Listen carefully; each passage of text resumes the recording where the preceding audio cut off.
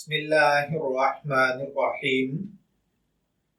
السلام علیکم dear viewers, ہمارا آج کا ٹاپک ہے اسلام نے انسان پر کون سا علم حاصل کرنا فرض کیا ہے۔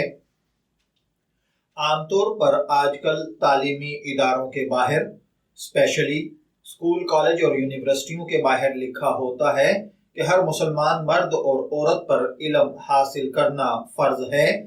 تو سوال یہ ہے کہ اسلام نے ہم پر کون سا علم حاصل کرنا فرض کیا ہے؟ کیا وہ علم جو آج کل کے عصری تعلیمی ادارے ہمیں دے رہے ہیں یا وہ کوئی اور علم ہے؟ تو دیکھیے بھائیوں اور بہنوں، آج کل کی درسگاہوں میں جو علم پڑھایا جا رہا ہے وہ علم نہیں بلکہ ہنر، پیشہ اور فن ہے۔ وہ بذات خود نہ اچھا ہے نہ برا، اس کا انحصار اس کے صحیح یا غلط مقصد کے استعمال پر ہے۔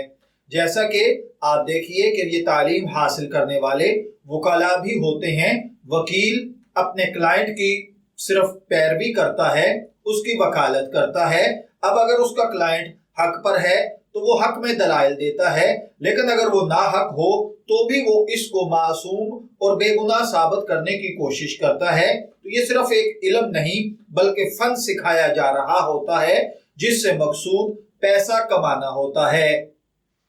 جبکہ حضرت صلی اللہ علیہ وآلہ وسلم نے جس علم کو فرض قرار دیا ہے، جس کے فضائل بیان فرمائے ہیں، جس کے حصول کی ترغیب دی ہے، اس سے مراد دین کا علم ہے، یعنی فرض واجبات کا علم، پاکی ناپاکی کا علم۔ اور اسی طریقے سے آپ اس وقت جس لائف سٹیٹس میں زندگی گزار رہے ہیں، اس میں اللہ کا کیا حکم ہے، حلال حرام، پاک ناپاک، جائز ناجائز، ان چیزوں کا آپ کو علم ہو، یہ علم حاصل کرنا فرض ہے۔ یقینی طور پر یہ فرض علم دین کے لیے وسیلہ اور ذریعے کی حیثیت رکھتا ہے۔ تو ایسے علوم جو حصول علم یا دین کی ترقی کے لیے جو حاصل کیے جائیں، جو دینی معاملات کو ترقی دینے کے لیے حاصل کیے جائیں، وہ علم وہ علوم فرض ہیں۔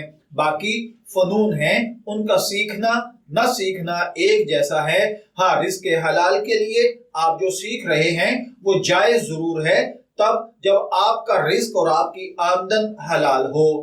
میں دعا گو ہوں کہ اللہ تعالی ہمیں ان باتوں کو سمجھ کر ان کے مطابق عمل کرنے کی توفیق عطا فرمائے۔ شبیر احمد کو اجازت دیجیے، پھر حاضر ہوں گے کسی نئے ٹاپک کے ساتھ۔